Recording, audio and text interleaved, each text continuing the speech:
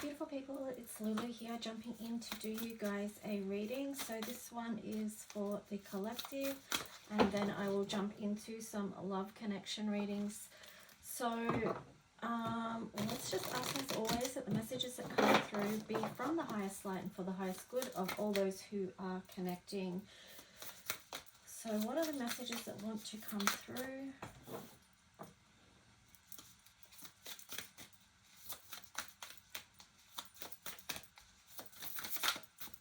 Thank you and welcome to all the new subscribers here today. So we've got jump in, Andromedan energy, adventure, say yes to change. Yes, I've really been feeling into this energy today actually, and it is awesome. There is some really beautiful energy coming through at the moment, which does feel to me like refreshing considering the type of energy we've been through. There is massive opportunity to shift in a very powerful way, to reframe the whole story of your life actually. So say yes to change, like say yes to adventure, to what your life is becoming, who you're becoming, who you're moving more into. So jump into that energy. Here we've got Earth School. It cracks me up how that's like in reverse after it says jump in, because it's like, you know, dive in head first, life lessons, soul growth, study, higher learning. There is that thing about you know, it's only really the bravest souls that come to this planet, right? And I think we're beginning to fully understand why that is. But yeah, just this, we are going through so much right now, and it is like, it's a lot, but just take a breath, right? Breathe and try and see the bigger picture of this, right? So what we're going through, what we're learning, how we're expanding, how this whole planet is expanding, perspective. There you go. So that's why I said, like, you know, see the higher perspective. It's like zoom out. It's like none of this matters, zoom out, common ground. So we do need to find the common ground. I was having a conversation with my son earlier today actually too about, you know, trying to stay out of energies that are so in people's faces at the moment, and all it does is it polarizes the situation even worse. If we just pull back, like bring our energy back to ourselves, our own lives, what we're creating, then that is going to be of service not only to ourselves but to the earth at large. Here we've got empathic starseed, energetic sovereignty, absorbing what's not yours. So that kind of leans into what I was just saying about, you know, there's so much energy, so many things out there that is trying to grab our attention, and it's just like, you know, that's not for me. That's a show that's being put on, and it's actually wasting your energy. It's a waste of your energy to indulge in that, you know. So energetic sovereignty, bring your energy back home to you, let go of what's not yours, understand whose energy is what also, you know. That's very important for empaths. Like, so because we do pick up on so much energy, we are highly attuned to it. It's like we are benefiting ourselves if we just do a daily check-in and go, well, if I'm feeling this way, is this my energy or is it someone else's? Does this belong to me or is it someone else's? And then you can you know, do whatever you need to do, like act accordingly. Where does that energy need to go? If it's yours, what is it that you need to look at for yourself? All right, so that's that. Let's just see what else. What is the message? I really love that word, energetic sovereignty. Yeah, so here, you know, you've got the Nine of Wands, you've got the Wheel of Fortune. So many in the collective need to move out of this energy where you've just been like,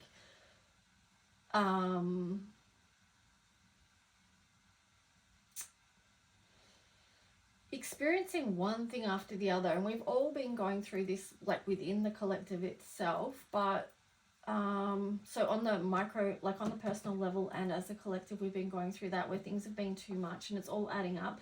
But it's like with the Wheel of Fortune, come on, change this. We need to change our perspective on what's happening.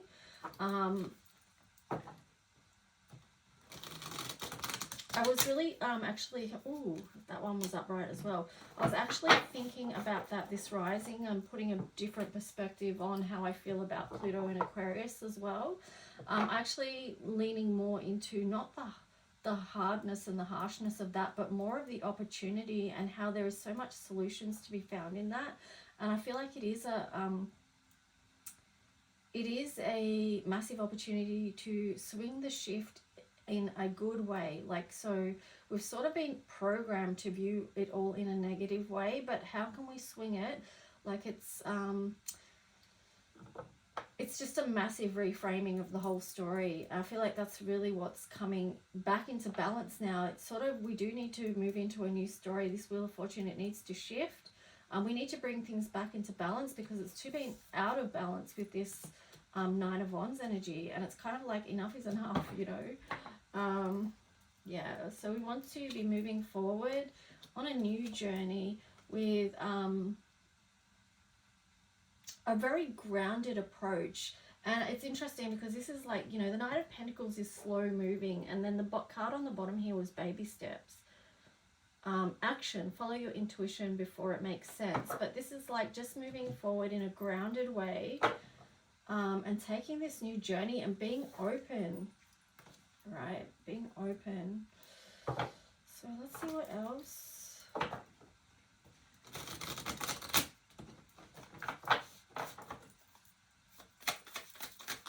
What else for the collective? What's the message? King of Wands in reverse. This whole thing could involve re-empowerment for many people that have had all these wounds, okay? Because I feel like the King of Wands on top of this Nine of Wands is like that all these hits have, and what's happened over the years has made a lot of people feel very disempowered, okay? So that's why it feels hard for them to step forward onto a new journey, because all these things add up. It's like a cumulative harm, basically, that's happened in the collective. So this King of Wands energy is just a heads up that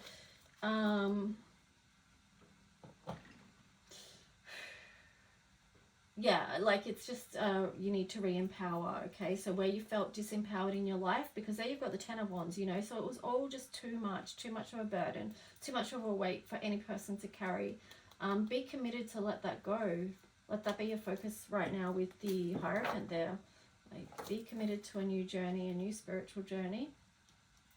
That's what we're all going on. So what else? The Moon, Wheel of Fortune. Like, we don't know exactly what's going to happen in this next cycle. You know, there's a lot that's hidden from us still. But we do have a choice here. It's like yeah, I was just getting the words dark side of the moon. It's like, you know, what do we want to lean into? Which wolf do you feed? Basically that kind of energy is what I'm getting. Now you've got the World here in reverse over the Six of Pentacles. So I just feel like that's just the thing, like, yes, things have been so out of balance in this past cycle. Page of Wands, again, it's this slow moving forward energy, step by step. It's going to speed up though, because you know, Mars is coming into Gemini, so this energy is going to shift and it is going to become a lot quicker.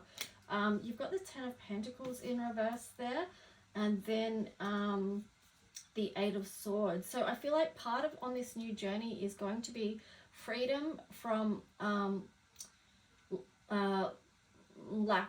lack thinking, you know, like lack of abundance type thinking. You're going to free yourself from that on the new journey, okay? What I'm getting with that also too, and that Ace of Swords there, is confirmation. It's going to be more, and the King of Swords there even as well, it's going to be more about the spiritual journey than it is about the material journey. So there's going to be huge shifts in that way as well. So let's just see what the astrology messages are.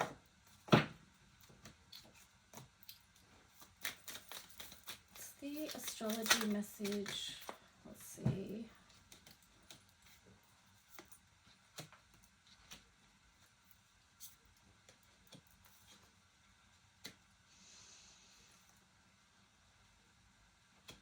So we have got second house. Now, it's interesting this second house in Taurus was in reverse, because I feel like that just affirms what I just said too. It's going to be moving more out of the material, because Taurus is material, and more heavily into the spiritual. So I'm just going to take a look at these. So this is solar eclipse, external change. So things are going to be changing, like what we see, how we see the world is going to be changing significantly as well. We've got the new moon there, dream. So our visioning is important at this time, you know, as co-creators. And here we have, what's this one? This is waxing crescent plan. Now that's interesting that that's in reverse. And then we've got Mercury there. So why is that planet card in reverse? I feel like, you know, the message with that is sometimes we can't prepare for what's coming because we don't know, but we just have to be adaptable and flexible and learn as we go.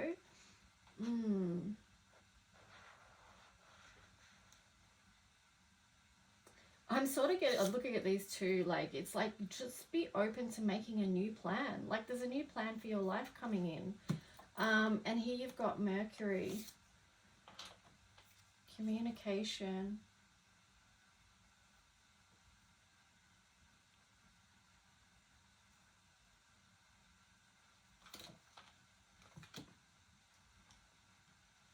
There's something to do there with, oh, let me just see. Okay, you've got the moon, a Taurus again, and 4th house. Wow.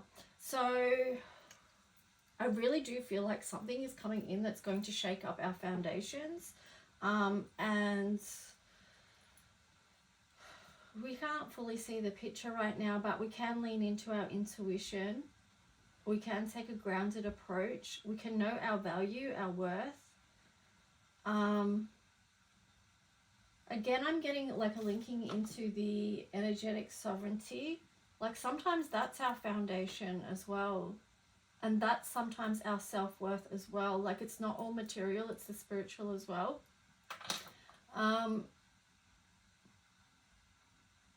But yeah, it is deeply feeling with 4th house and the moon there. So just making sure that you stay grounded throughout all this as well. Like your daily practice of grounding. Also your daily practice, well, that's random. Because now I'm looking at these, it's 6th house showing up again. I said yesterday, the 6th house is always showing up lately.